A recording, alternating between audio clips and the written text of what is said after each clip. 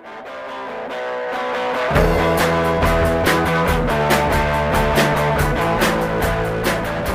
back with another episode of Self-Directed.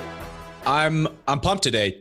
Tyler Hawk is the Director of Marketing at Meratas, a leader in more affordable education financing through income share agreements. Meratas is blowing up. Full disclosure, Praxis, Tyler's also a Praxis alumni, and he's got an awesome story.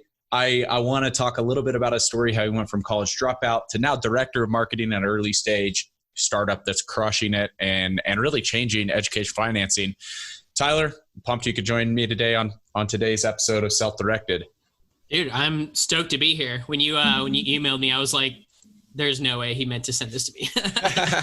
Yeah. So let's just dive in. I want to hear about, what were you doing, a handful of years ago? You got out of high school. Like what's your path kind of early out of high school to where you are today?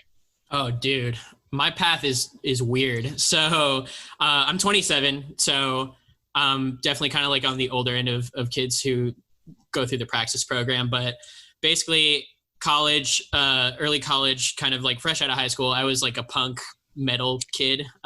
So I was like, dude, I want to study music. I want to do the whole 9 yards.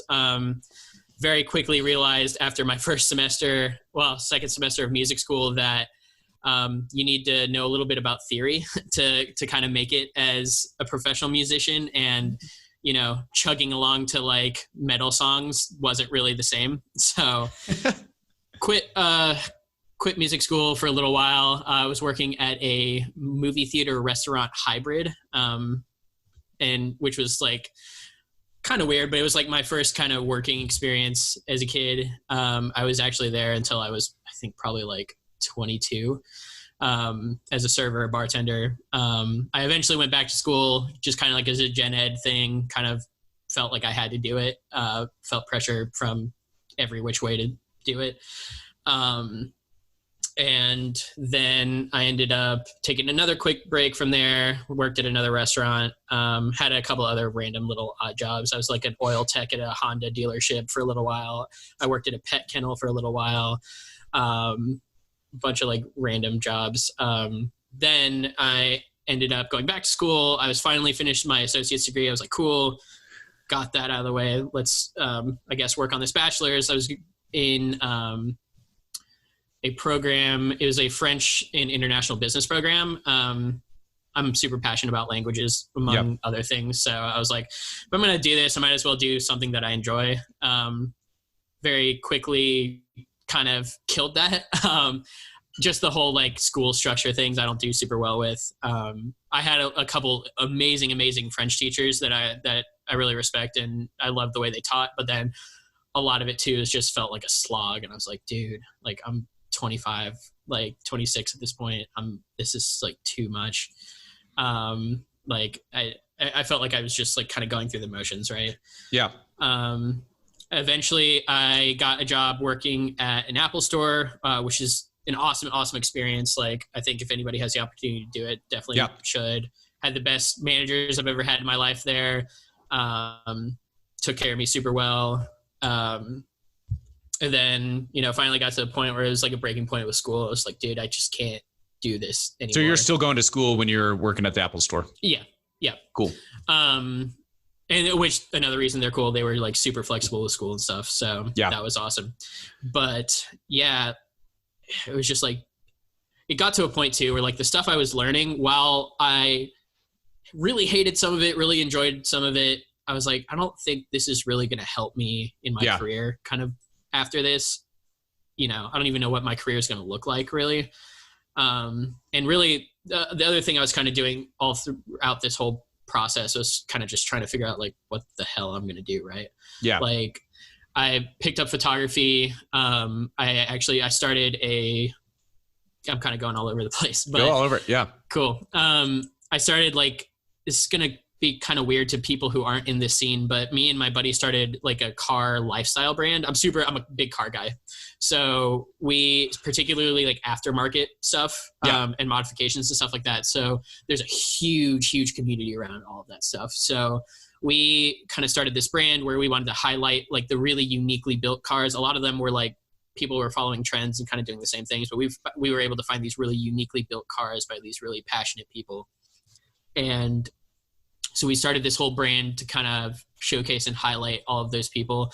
We did everything. We had a blog, we did features on these cars. We sold a ton of merchandise, like from t-shirts to stickers to these like LED lights that you would stick in your car. And then at one point we even made a print magazine, which is like something we were super, super proud of. And how'd you learn how to do all this? Did all on our own.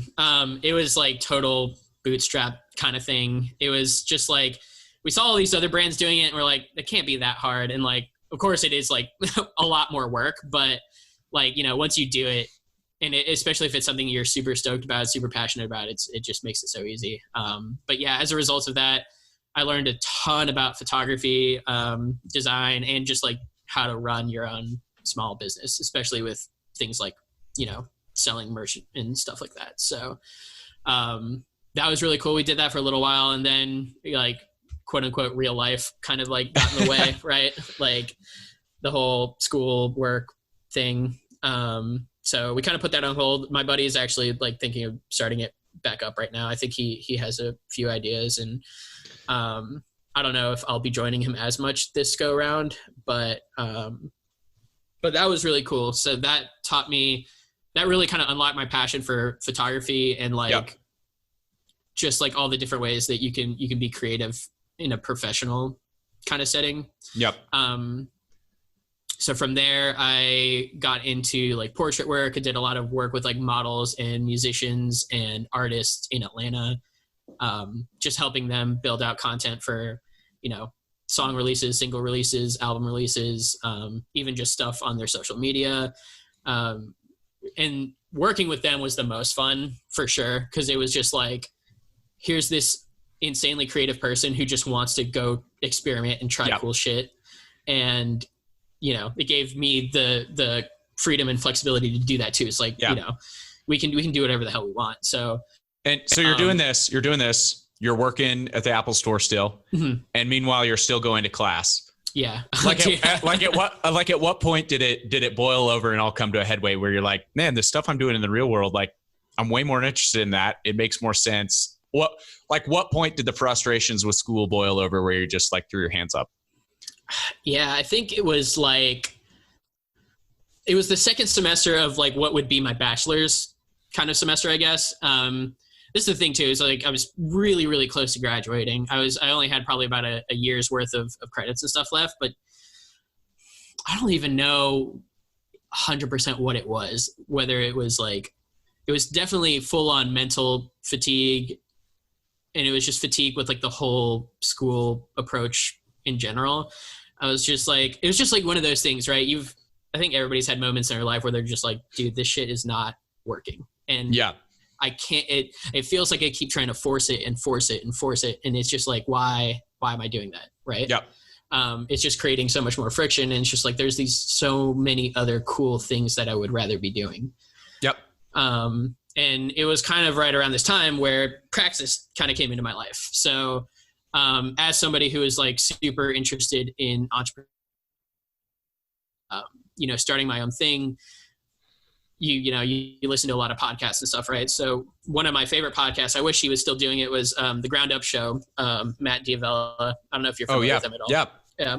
So he's awesome. He's like somebody I look up to a lot, but he's a filmmaker based in LA, but he had a podcast called the Ground Up Show. It's kind of sort of what we're doing now, but focused around creative people, generally speaking. So it was like, how'd you get your start? Like, tell me all the nitty gritty dumb jobs that you had to do before you got to like this cool point where you like run a blog and that's all your income and you make 6 figures off that or something crazy. Or like, how did you become a freelance musician or freelance this, that? Really, really cool show. Like I said, I wish he was still doing it, but TK Coleman went on his show one time, and obviously like TK is insanely like prolific speaker, and like anybody who listens to him is just like mesmerized, like, dude, yes, keep telling me every just nuggets of wisdom from just thin air. Yeah, everywhere. Literally, like, tell me every philosophy about everything you've ever thought of. Like, it's kind of how it feels. But yeah, he basically, came on he was the director of education at Praxis, and he came onto the show, and the entire show is all about kind of like what we're talking about right now, is alternatives to the status quo, alternatives to, the motions that everybody goes through in life, like the whole graduate high school, go to college, graduate college, get a job, buy a house, get married, all that, all that blueprint. And none of that, up until recently, I didn't really realize how little all of that really resonated with me and in the way that I wanted to live my life. And so, after hearing that, I was like, damn, like this guy gets it. This guy has like every thought I've ever had about all of this stuff and was able to verbalize it all. So, they talked about Praxis, and I was like, all right, like maybe I should kind of give that a look. And it was kind of funny because at the same time, my mom had discovered Praxis. I don't even know how she did it, but she had discovered Praxis. She wanted to have my sister apply and go through the program because she was in a similar place where she was super lost and like didn't really know what she wanted to do and was still trying to figure her stuff out too. So through that, discovered the program. And so like, whenever you made that decision, I'm going to drop out of college, I'm going to go do this other thing, this more self-directed alternate route. Like, did you get any crap from anybody? Like any pressure or blowback from friends or family or anything like that? I know that there are a lot of people, they've probably, dropping out has probably crossed their mind before, but that's like, let's be honest, there's a stigma around that. Did you face any of that? I think I partially like still kind of face a lot of that. Like, I think, I obviously like, I'm not that old. I'm 27. Right. But, like I'm older again than like somebody who would be going out of high school doing this. And like, when you're going out of high school doing this, it's kind of like, oh, cool. Like we can see what this leads to, but like, maybe you should go to college after that. But then maybe it leads to something successful and they're like, oh, cool. Maybe you don't need college. But for me, it was just like, again, I'm still trying to force like this whole status quo thing. And I didn't really realize, again, up until recently, how little of it resonated with me, but just not just that, just didn't work for me. Like this isn't how I'm going to best progress through life.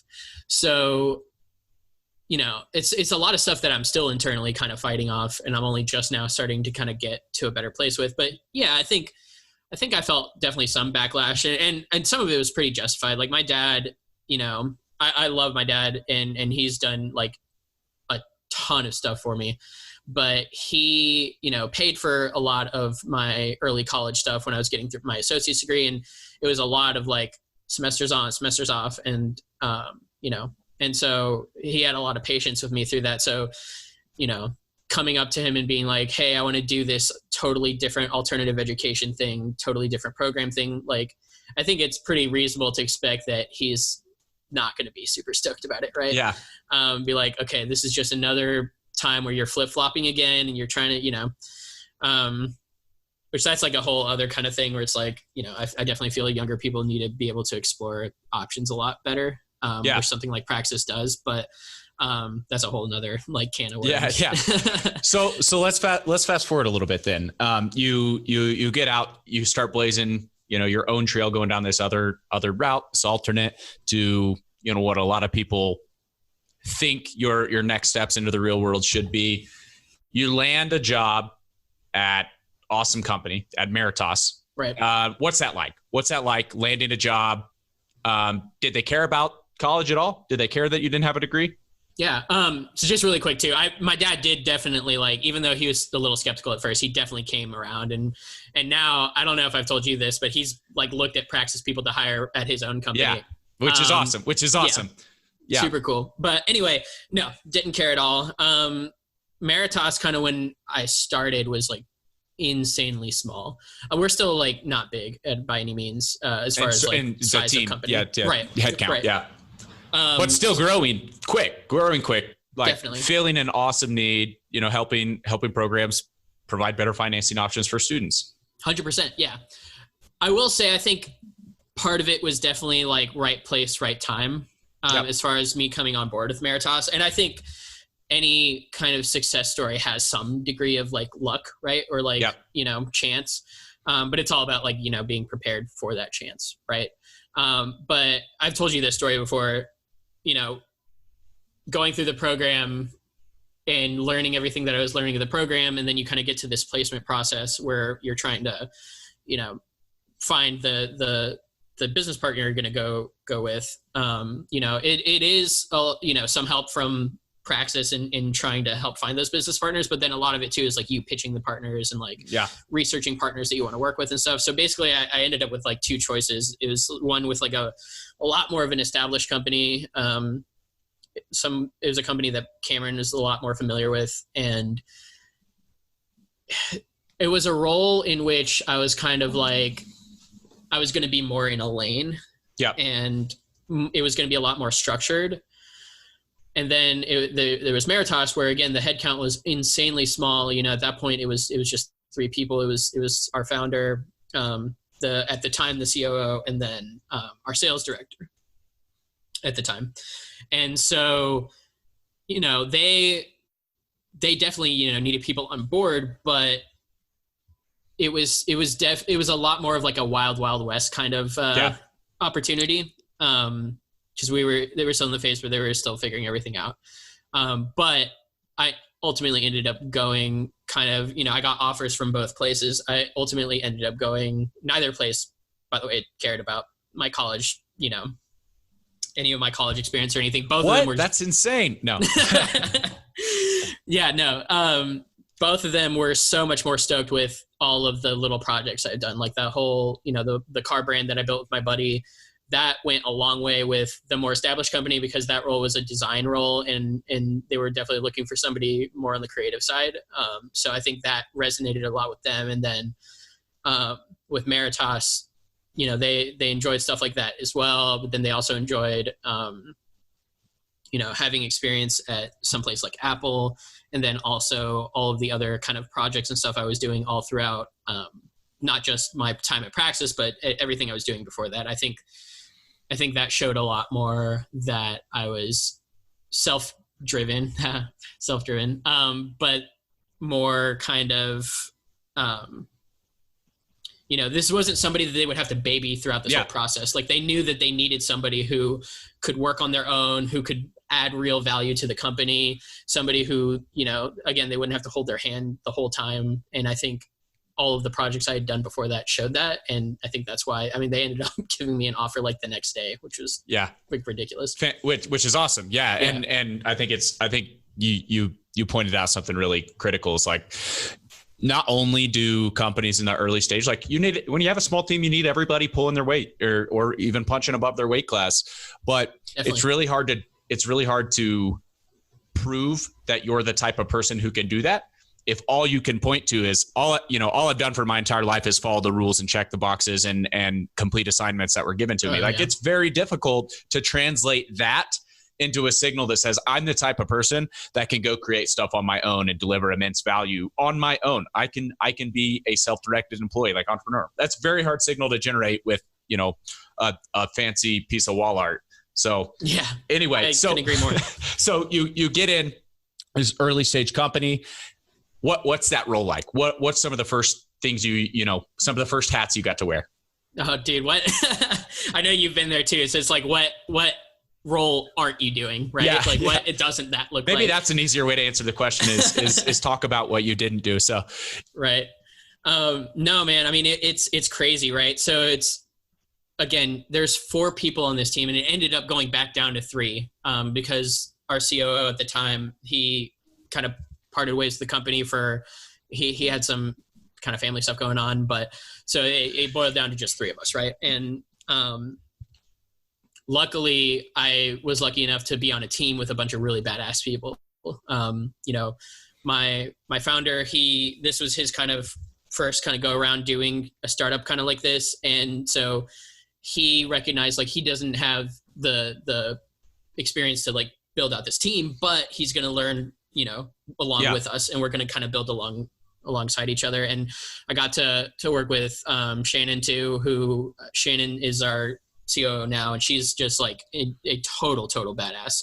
She had actually a somewhat similar story to mine, just kind of like bouncing around a lot and trying to figure stuff out. But she's a total badass, and she is like she puts in 110% every single day. And so part of it was like being on a team with like really badass people, but what my role focused on right when I started, it was originally, I was brought on to be part like a customer success agent, part content specialist. So like part of a marketing role, part of a customer success role.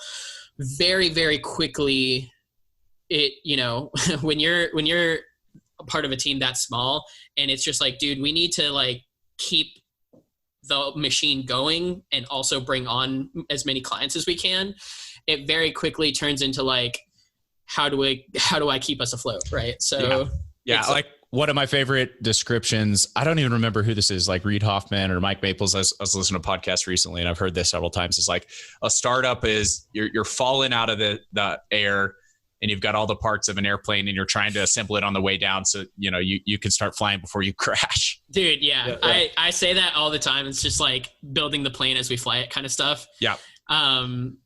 But yeah, so it very, very quickly turned into like, I didn't even really get a chance to do like a whole lot of customer success type stuff where it was like, how do I help you get the most out of your product? It was more like support. Like, how do I, you know, and at the time too, we were building out our system. So it was still changing pretty constantly throughout the whole process. And I actually had to like take on almost like a software engineer's mindset. I kind of developed that while I was at Apple in doing troubleshooting and stuff like that, figuring out how systems work. That's something that they taught me a lot of.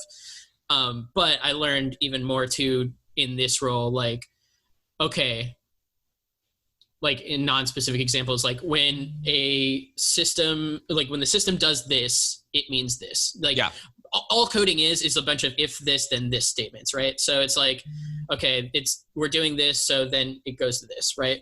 So, you know, I had to like learn a lot of that as I was going through. It takes a lot of critical thinking to kind of like pick apart all of those things, and then also to take a step back and be like, wait, the system isn't working the way we intended it to. We need to pivot and do this instead.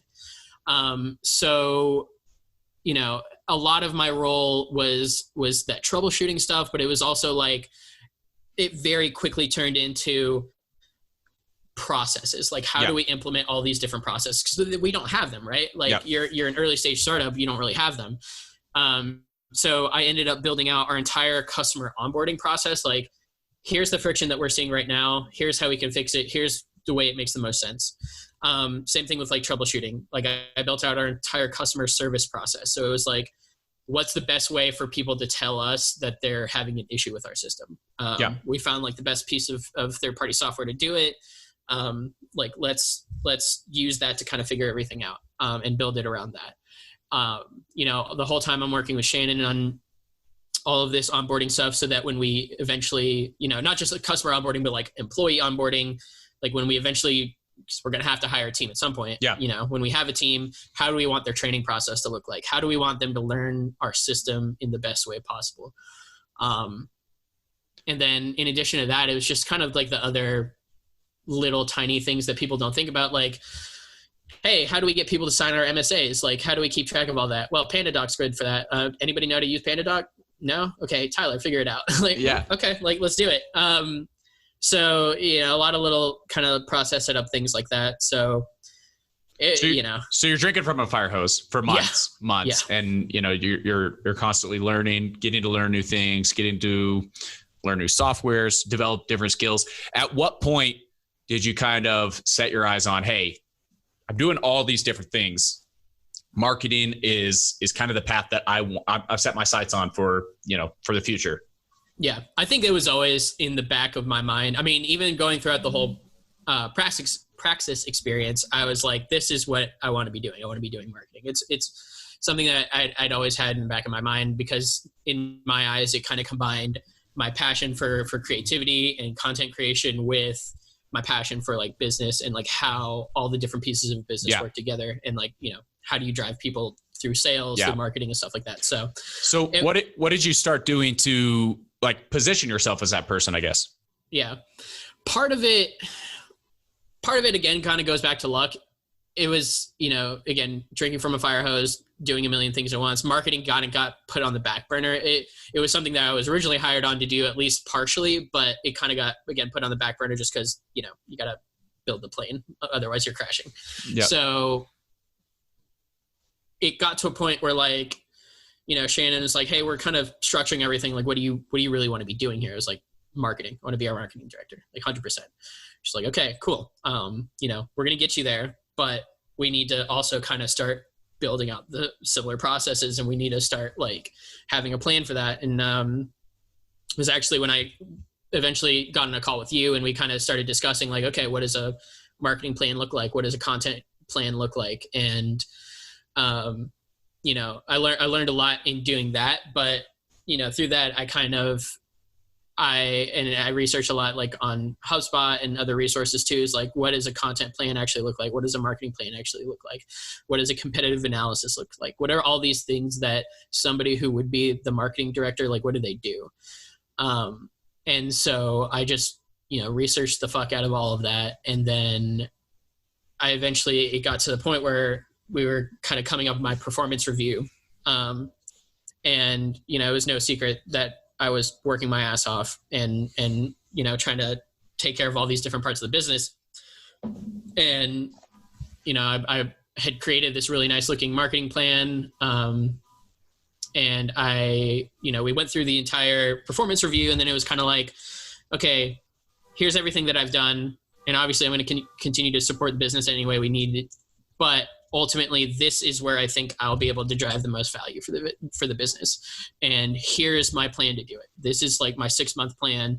Here's our competitors. Here's where I think like they fall short. We kind of excel. Here's where I think we may fall short. Here's like what our ideal customers look like. I made customer profiles on what I think the customers that we're trying to reach are.